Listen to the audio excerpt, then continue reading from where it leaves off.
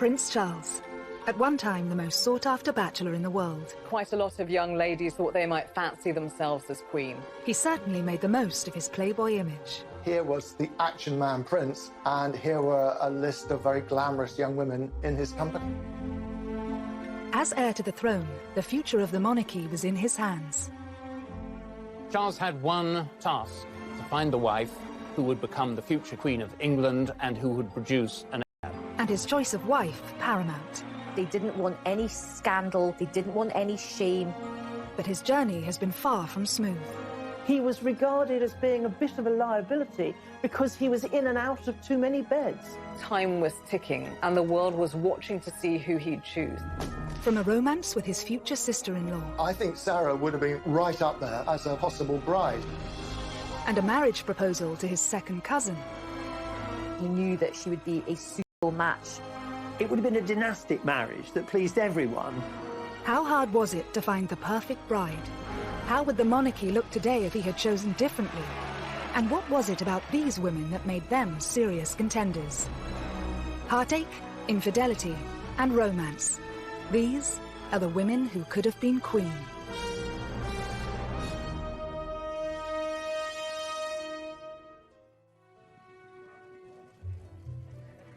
Prince Charles is now the paragon of wedded bliss after tying the knot with second wife Camilla, the Duchess of Cornwall, in 2005.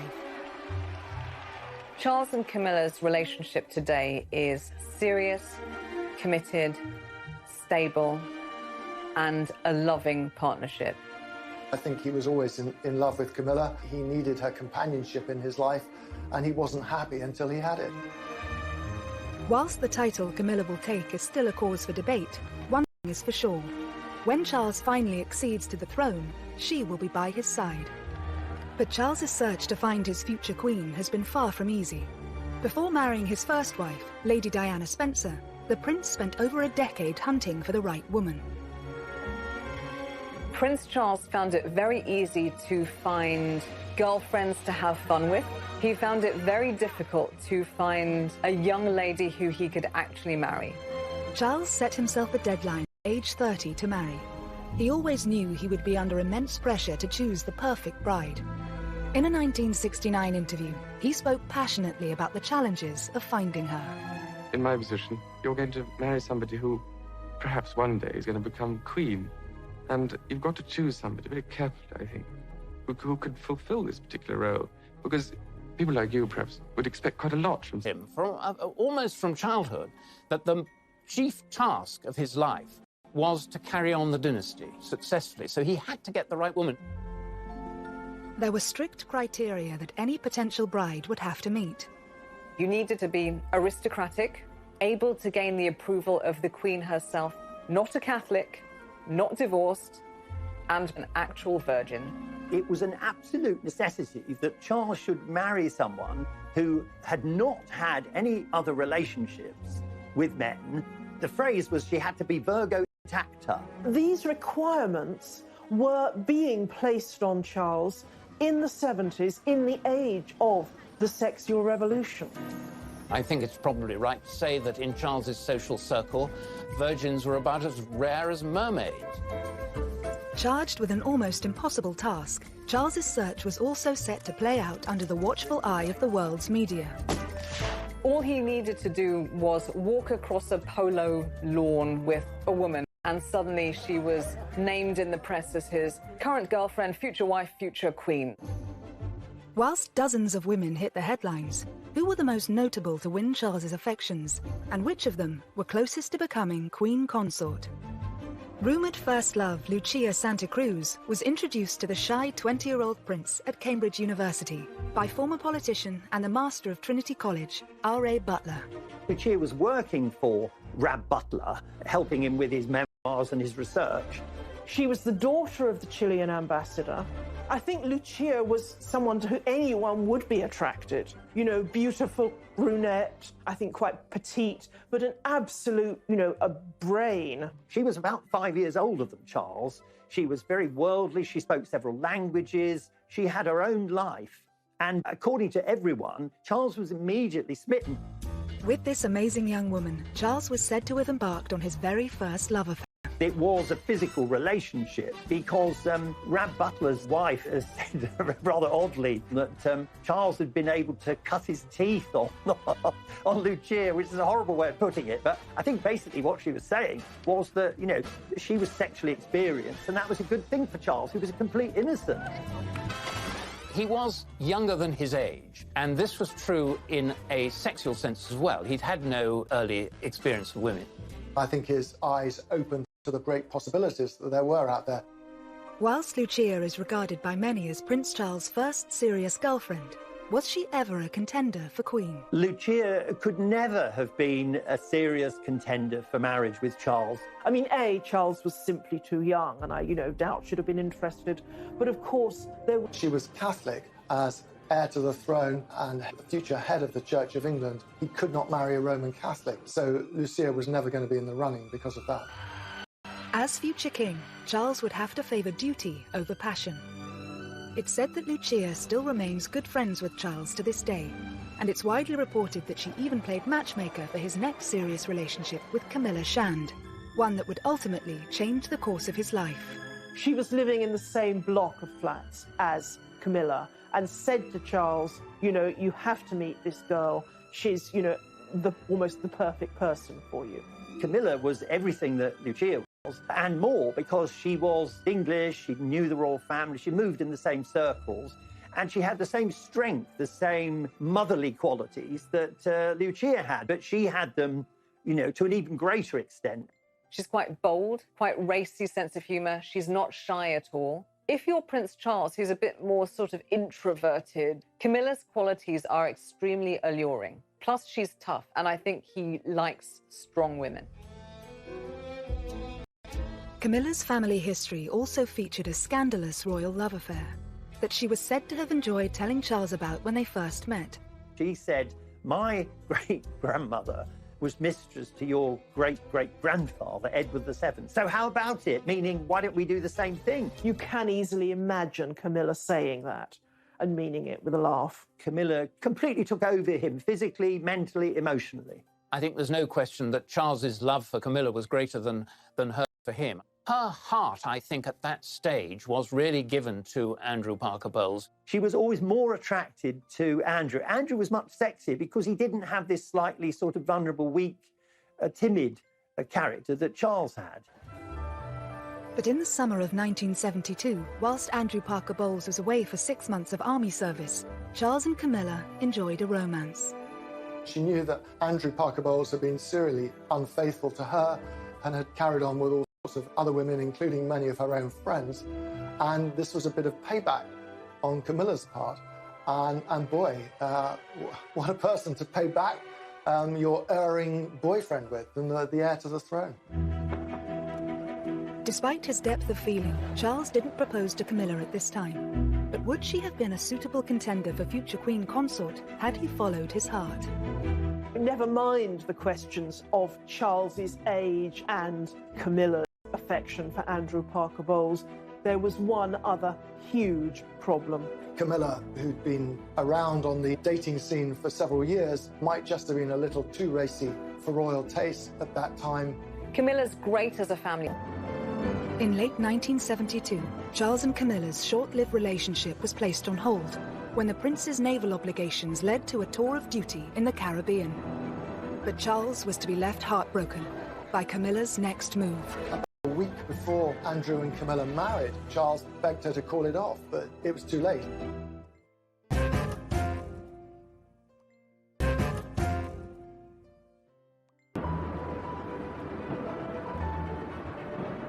Whilst on a tour of duty in the Caribbean, Prince Charles learnt that Camilla Shand and Andrew Parker Bowles were engaged to be married. Charles was devastated, desperately upset. About a week before Andrew and Camilla married, Charles begged her to call it off, but it was too late. Just after Charles heard that Camilla was engaged to Andrew Parker Bowles, he also heard that Princess Anne had become engaged. After losing Camilla and then seeing his much-loved younger sister Anne marrying Captain Mark Phillips, I think he did begin to put pressure on himself to try and find a suitable bride. Charles didn't have to wait long. A week after Anne's wedding, he attended a shooting holiday in Spain, hosted by family friend Arthur Wellesley, the 8th Duke of Wellington. Here, sparks flew for Charles, with a true blue blood. Lady Jane Wellesley was the daughter of the Duke of Wellington, one of our most distinguished and noblest families. She was a very attractive, spirited young woman. She was a journalist, so she was somebody who was independent-minded, wanted to be a career woman, making her own way in the world. No, I'm buying my own lunch. Are you? She and Charles seemed very well matched. I think he did think about her as a serious prospect at that time. Many people thought that she was a huge contender to be the future queen. 22-year-old Jane's eligibility didn't go unnoticed by the press. She was the first young woman associated with Charles that the press picked up on as a possible future princess. They were followed everywhere, and she was followed everywhere. She just found the pressure too much to bear. There was a huge amount of press and media speculation, which actually led her to finally snap, understandably, and say, on the record, do you honestly believe that I want to be queen? This was a problem with many of the aristocratic women that Charles dated. They didn't yearn to be the wife of the heir to the throne because they were already titled. She was already Lady Jane. Why would she choose that when, the downside was that for the rest of her life, the press would follow her everywhere. They'd criticise anything she happened to say inadvertently. It would be a nightmare, and she knew that. As an eligible bachelor, actually his role as prince was off-putting for lots of women. Had the press not helped to scupper this perfect match, how much different would the monarchy have looked today? I think Jane Wellesley would have been a very good queen. As it happens, I think she was sensible, she was intelligent, she was modest. She would have brought to the whole business of being queen much more than Diana did. She was a ticking bomb from the very word go. It was now 1974, and Charles' great-uncle, Lord Mountbatten, had a piece of advice for the 25-year-old prince. Mountbatten was urging Charles specifically that a young man should sow as many wild oats as possible before marriage, but that he should then marry a sweet, innocent girl so she can remain on a pedestal. It certainly looks like he did take that advice. Charles was incredibly close to Mountbatten, and he became one of the biggest influences on the prince's love life. I think Charles did have a bit of a fractious relationship with his own father, the Duke of Edinburgh. So I think his uncle provided him with just a lot of friendship and a lot of support. He advised Charles in a very loving, but also very calculating way. He was very much on the dynastic make, and he saw Charles as someone whom he could influence. It helped cement his connection with the royal family. He'd always interfered in royal life and had been doing it for many years. Decades before, Mountbatten had really tried to orchestrate the marriage of his nephew, Prince Philip, with Princess Elizabeth, the heiress to England. Now, that marriage, of course, happened, but not without Prince Philip actually warning his uncle to back off. Nevertheless, he was the mentor in Charles's life, and it was his advice that Charles decided to follow. Dickie Mountbatten was so supportive of Prince Charles's erotic adventures that he offered him the use of his own property, Broadlands, as a secret love nest or hideaway for Prince Charles to take his girlfriends. Charles didn't find it difficult to attract these young ladies. By the mid-70s, his public image had undergone something of a transformation. He was always under pressure from his father, Prince Philip, to be a real man, to be a sort of James Bond figure almost. So he got the Aston Martin, he did military service, he learned to fly helicopters. He was a good horseman. He was good at playing polo. He had a good figure. It looked very good in white riding breeches. He would take his shirt off, and he looked pretty fit in many ways. He wanted to be someone who put himself on the edge of danger, and that sort of... A string of romances ensued, but in 1976, just 2 years away from his self-imposed marriage deadline, one particular lady hit the headlines. Davina Sheffield was the ex-debutante granddaughter of wealthy industrialist Lord McGowan. She was well-connected, cousin of Samantha Cameron. She was, a good rider. She was very good-looking. Often the women Charles went out with were dubbed Charlie's Angels, and she was said to be the most attractive out of all of these Charlie's Angels. Charles was said to have wooed Davina away from her boyfriend and could not disguise his love for her, even in public. She was thought to be somebody that Charles took really very, very seriously indeed, and that this was a real meeting of souls as well as bodies. This was a viable enterprise, and that she might be the one that he actually chose. But it wasn't long before the relationship came to a sudden end. The story of Davina Sheffield and Charles was the story of several young women and Charles. At the time, there were rumours that Charles might propose to her. Her ex-boyfriend was pursued by the tabloids and wound up revealing that he and Davina had lived together, lived in sin, as it was put. And the moment that this emerged, it killed the romance between Charles and Davina Sheffield. And that is a pattern that kept on happening. Davina didn't fit into the criteria of the perfect woman, as dictated by the royal firm. But had she and Charles married, we would perhaps have a very different monarchy today. Davina Sheffield wasn't actually an aristocrat of the ancient blue-blooded type. She was descended from industrialists, so her wealth was relatively new money. If she'd married into the royal family, she would have brought in some of the freshness and entrepreneurialism that surrounds industrialism.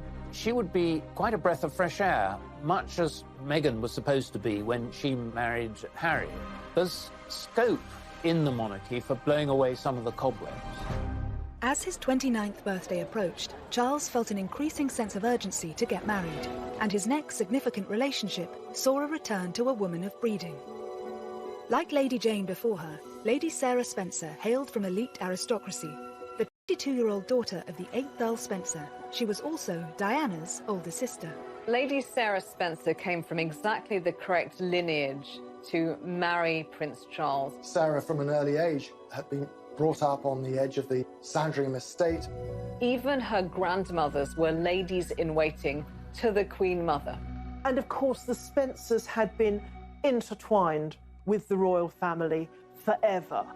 She and Charles met at one of the Queen's. Charles was rather taken with Sarah, with her reddish hair and her outgoing sense of humour, and they began dating. After Sarah earned an invitation to Balmoral at the end of the summer, she reciprocated by asking the 28-year-old prince to a shooting weekend at Althorpe, the Spencer estate in Northamptonshire. On arrival at the house, Charles clapped eyes on Diana for the first time, who was then just 16 years old, tall and rather gangling. Diana at the time was probably too young to, really impinge very seriously on his notice. But he made a huge impression on her. Diana thought how wonderful, how dashing, how handsome he seemed in the flesh. She'd been rather taken by him as a teenager. It's said that she had a picture of him on her school dormitory wall. I think she was rather struck by that first encounter. But for now, Diana was nothing more than his girlfriend's younger sister. And it was Sarah who joined Charles on a skiing trip to Closters in the February of 1978. To go on holiday with the Prince of Wales was quite a big step, and it did suggest that this romance possibly had legs. But on their return, Sarah made a huge mistake. In Closters, she became close to some British journalists. Back in England, at lunch with them, she had a far too frank conversation. She was being needled and quizzed about her romantic expectations and her past, and she blurted out that she'd had thousands of boyfriends and that when it came to marriage, she wouldn't marry someone she didn't love, were he the dustman or the King of England. She then realised what she'd done and phoned Charles to confess. He said, "You've done a very stupid thing." And that was that. She was basically not just telling him that she didn't love him, she was sort of telling the whole world that she didn't love him, even though he was the future King of England. So I think that was quite embarrassing for him. As far as Charles was concerned, for his girlfriends to talk to the press was just about the worst thing that they could possibly do. Lady Sarah would eventually watch her younger sister marry Charles. But how would she have fared in Diana's place? I think she'd have been a much better match for Charles, because Charles needed someone who's a bit stronger than Diana, and Sarah was that person. I like her honesty and her toughness. I wish that some of that boldness had transferred to Diana. Instead, Lady Sarah was happy to take the credit for Charles and Diana's union, calling herself Cupid. But it would be another 3 years before their relationship would begin. In the meantime, Charles would propose to 2 other women.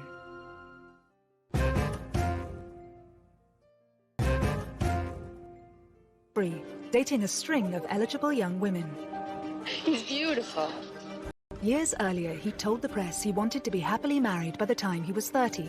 But as his big 3-0 approached, the pressure was on. Prince Charles's job was to get married and make babies. By the age of 30, he still hadn't done that. As Charles approaches his 30th birthday, there is this sense of panic setting in. He does throw himself into quite a few relationships, and he doesn't just throw himself into these relationships, he actually proposes to these different women. Over the next 2 years, Charles proposed to not 1, but 3 young women. His next love interest, Amanda Knatchbull, seemed to tick all the boxes, and more importantly, had the approval of Charles's romantic mentor, his great-uncle, Lord Mountbatten. But that was hardly surprising. Amanda Knatchbull was the granddaughter of Earl Mountbatten, and she was someone who he had known since she had been a child, of course. She's also Prince Charles's second cousin. So with Lady Knatchbull, he really kept it in the family. Charles was 9 years older than Amanda. Was it pressure from Mountbatten that had once prompted the prince to speak to 16-year-old Amanda's mother about her being a future royal bride? Charles considered it from a very early age, but I think that Mountbatten had sown the seeds. I think Charles, the future king, was, as far as Mountbatten was concerned, he was a pawn.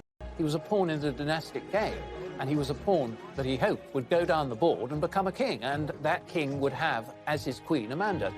I find that the most interesting of the relationships, not because it was emotionally intense on either of their part, it wasn't, but because Charles seemed so ready, so willing to consider a very young teenager as a possible bride, just, because everyone told him he should do. Amanda Knatchbull's mother, Lady Brabant, was very wary. I think she sensed that Charles was casting around for someone who was suitable rather than someone who he was in love with. She told Charles to wait and see if a relationship developed. Over the next 5 years, Charles and Amanda did become close friends. But how suitable would she have been as a royal bride? Amanda Knatchbull was descended from Queen Victoria. She was supremely aristocratic. She was virtually part of the family already. She knew the ropes. So from many points of view, she was absolutely ideal. I think he was very fond of her, and obviously they had a mutual closeness to Lord Mountbatten. He knew that they didn't fall in love at first sight. They weren't having sexy romps. This would be an old-school merger, not a love marriage. In 1979, Charles did propose to 21-year-old Amanda. But despite pressure from Lord Mountbatten, it appears Amanda wasn't interested in becoming a royal bride. He did propose, and she was quite firm, and she didn't say, "Oh, thank you, how wonderful, I need time to think about it." She actually turned him down on the spot, but she did it with great elegance, and it left no bad feelings. Amanda Knatchbull turned Charles down because I think she just couldn't bear the thought of the exposure to the pressures of monarchy. She doesn't see herself as a future queen. As far as Charles was concerned, he was disappointed, but perhaps not that disappointed, because I don't think that the chemistry was really ever there as far as he was concerned. He was being a dutiful nephew as opposed to an ardent lover. Despite her aristocratic pedigree, Amanda went on to have a successful career as a social worker and advocate for affordable housing. But had she accepted Charles's proposal, how different would the monarchy look? She would have been politicized, socially clued up, a reforming queen. She wouldn't have just traveled around wearing a tiara and amazing clothes.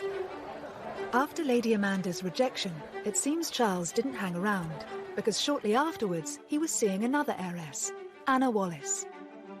She was the next in line, not to the throne, but the next in line to Prince Charles's bedroom. Interestingly, if you look at pictures, she looks, as someone once put it, like a more dangerous version of Lady Di. Well, it appears to be a full-on passionate romance. I would say they had a very hands-on relationship. Charles and Anna are said to have connected through a mutual love of country sports. But on paper, was Anna a strong contender for the role of royal bride? Anna Wallis was the daughter of a Scottish landowner.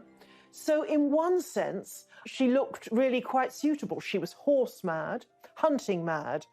She was known as Whiplash Wallis, apparently, partly for her temper, her quick temper. She always rode higher and faster and longer than people on the hunt. Charles was very much taken with her for a brief while. The royal family don't tend to like women who have particularly strong personalities, so she might not have actually been a very good fit in the long term. In early 1980, Charles is said to have proposed to Whiplash Wallis. However, it's rumoured that Anna turned him down because his old flame was back on the scene, Camilla Parker Bowles. Marry Anna Wallis, or perhaps he was just pretty desperate, full stop, because he proposed to her twice. The thing is, it was obvious by this stage that Charles was in love with Camilla. Anna Wallis was the first of Charles's girlfriends to, as it were, have Camilla really shoved in her face. The Royal Opera House, Covent Garden, tonight. The formal climax of the Queen Mother's birthday with applause from 20 members of the royal family, dozens of peers... But it was at the Queen Mother's 80th birthday party, where both women had been invited, that the relationship turned sour. She was like a wallflower. He just ignored her the whole evening. And who did he ignore her for? He ignored her for Camilla. Charles and Camilla seem to have reignited their relationship at red heat, basically, and they weren't that discreet about it. Anna was furious, and she said to Charles, "How dare you? I've never been so badly treated in my life. You've left me on my own, and now you can jolly well go on your own without me." And that was the end of the relationship. And Anna was dispatched with a crack of the whip lash. After Anna's proposal was rejected, was it to be third time lucky for the Prince of Wales? In 1980, Charles was still grieving the loss of his mentor, Lord Mountbatten, who had been killed the previous year in an IRA bombing. He was staying at a friend's country house when he started chatting to a fellow guest, a 19-year-old Lady Diana Spencer, the younger sister of his ex-girlfriend Sarah. She famously spoke about how sad he'd looked at Mountbatten's funeral the previous autumn and how she'd been struck by it watching it on television. And I think it was that which struck a chord with Prince Charles. Diana seems very early to have considered herself as a suitable bride for Charles. She's quoted as once having said that, you know, she kept herself tidy on purpose. Diana herself says that that night his hands were all over her. But over the course of the summer of 1980, Charles set about pursuing her with gusto. There was a 12-year age gap between Charles and Diana. So what was it about this particular aristocrat that made her so suitable for the role of future queen? For the senior royals, Diana was an even better marriage prospect than her sister Sarah because she was younger. She hadn't had any boyfriends who were likely to talk to the press. She was from an ancient family with connections with the Churchills and with every other aristocratic family in the country. The Spencers and the royal family had been so close for Jen, part of the club. I think the palace and the courtiers thought, she's not going to be any trouble. Oh, the irony. Once the press realised Charles was dating Lady Diana, they didn't leave her alone. Was it this, and pressure from his own family to marry, that prompted him to propose to Diana, reportedly after less than 15 dates? Is there any possibility of any announcements of your marriage in the near future? Can you tell me? Can you tell me if there's any possibility? I'm not going to say anything, please. September 1980, they'd known each other no more than 6 weeks. They hadn't really seen a lot of each other. But the newspapers were already writing about her as, this is the woman Prince of Wales will marry. As soon as the press and the media realized that they were seeing each other, they never left Diana alone. So there was this incredible pressure cooker atmosphere to the thing. All of the eyes of the world were on them. The amount of time they actually spent together from choice as two people getting to know each other and wanting to spend their lives together was absolutely minimal. Warning signs were there to see. On February the 24th, 1981, the Prince of Wales and Lady Diana Spencer officially announced their engagement. But 4 decades on, it's remembered for all the wrong reasons. And I suppose in love. Of course. Whatever in love means. I mean, that means no, by the way. It was such a badly phrased answer, and definitely at the wrong time. And it's sort of come back to haunt him, and it came back to haunt the pair of them for years and years. He was just trying to be clever. And of course, when you're trying to be clever to that extent, you turn out to be extremely stupid. And that's what he was. But if Charles was in love with anyone, was it with Camilla Parker Bowles? Whether or not he was still seeing Camilla romantically at this stage, it's clear that Diana saw her as a threat. All through the engagement, Camilla was a very powerful presence. It's only that Diana was a bit of an innocent that meant she didn't do anything about it. She suspected that Charles was still in love with Camilla, and there are all sorts of straws in the wind. Telephone calls, cufflinks with joined C's, Charles and Camilla, which aroused her suspicions. So from the very start, she felt deeply insecure. Famously, you know, her sisters said to her, "You can't back out now, your face is on the tea towels." There is that sense of this huge public pressure, be letting down a whole nation if they backed out. But the nation did get their fairy tale wedding on July 29, 1981, when at the age of 32, the Prince of Wales married his 20-year-old virgin bride.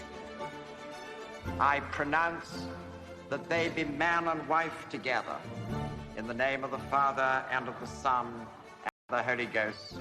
Amen. Here was the dashing, handsome heir to the throne marrying a beautiful, blushing bride with impeccable pedigree. It was fairy tale-like. But behind the scenes, the reality was less satisfactory, and Charles himself was already beginning to have terrible doubts. She was beginning to be eaten up by jealousy of Camilla. And so the fairy tale wedding, it was sort of Hansel and Gretel, sinister fairy tale, something much more dangerous to the future of the monarchy. As the fairy tale turned sour, Charles risked it all for the woman he loved. There was a poll in a major newspaper that said that between 80 to 90% of people felt that Prince Charles's behavior had significantly damaged the monarchy and would significantly damage it going forwards.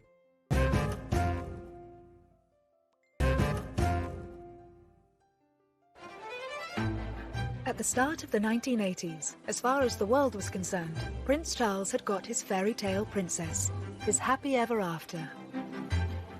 How are you enjoying married life? Highly recommend. And when William and then Harry came along, their happiness seemed complete. However, shortly after Harry's birth, Charles and Diana's marriage began to crumble. At this stage, had an old friend already been lined up to pick up the pieces?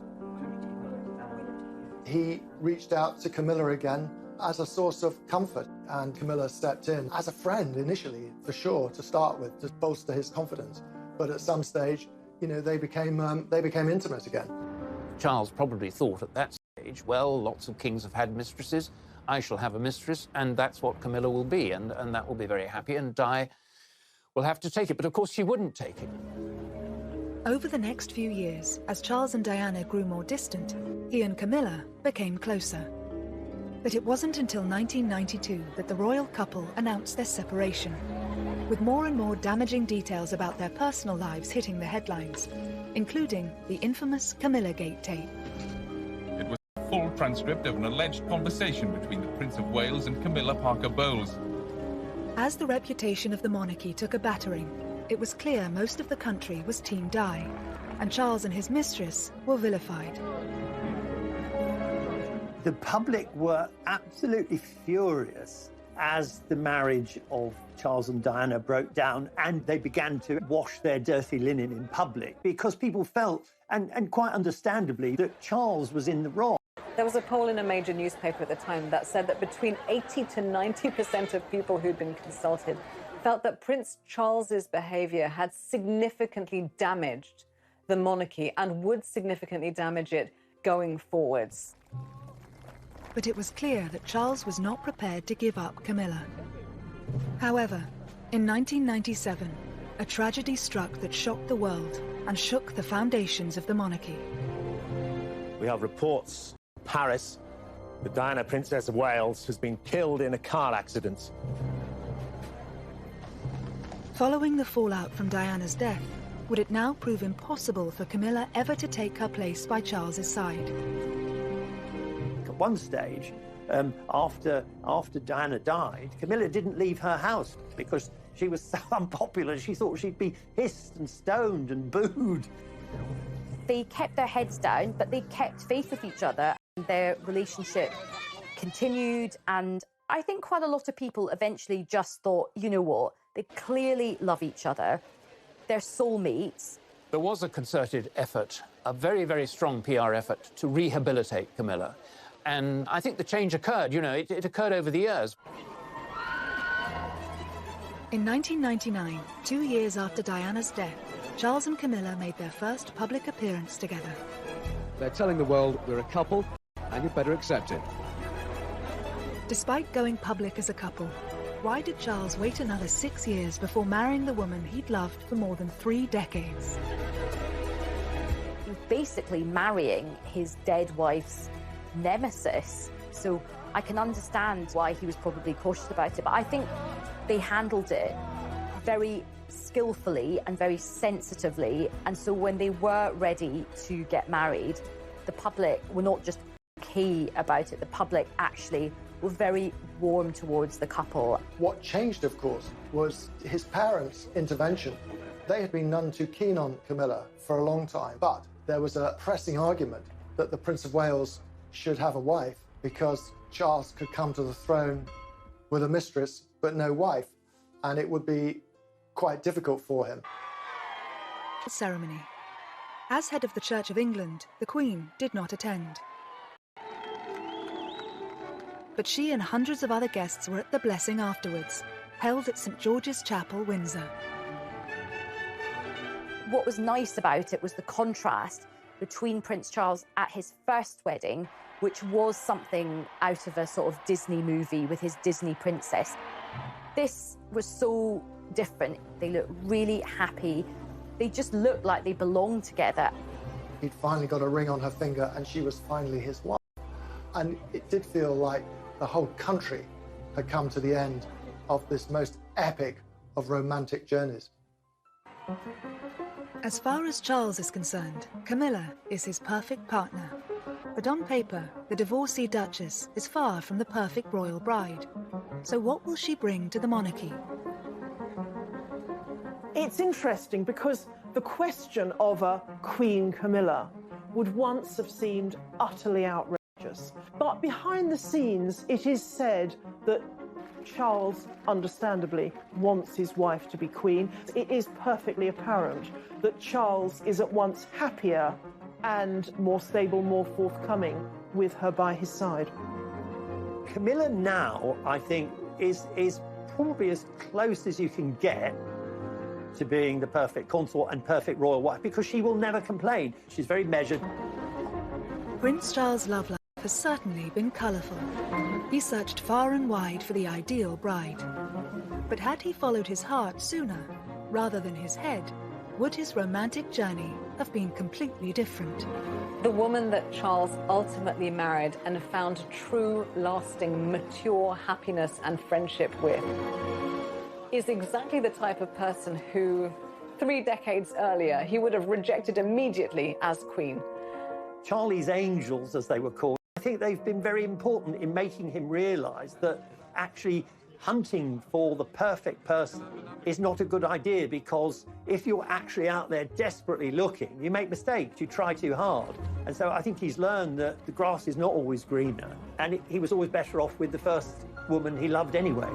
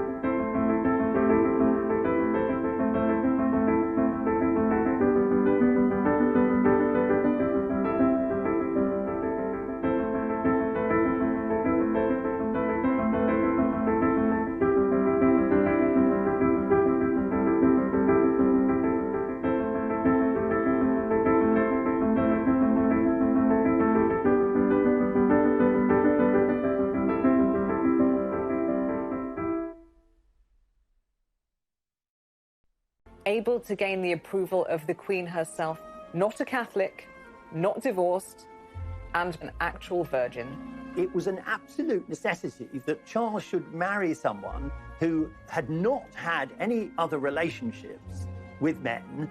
The phrase was she had to be Virgo tacta. These requirements were being placed on Charles in the 70s, in the age of the sexual revolution. I think it's probably right to say that in Charles's social circle, virgins were about as rare as mermaids. Charged with an almost impossible task, Charles's search was also set to play out under the watchful eye of the world's media. All he needed to do was walk across a polo lawn with a woman, and suddenly she was named in the press as his current girlfriend, future wife, future queen.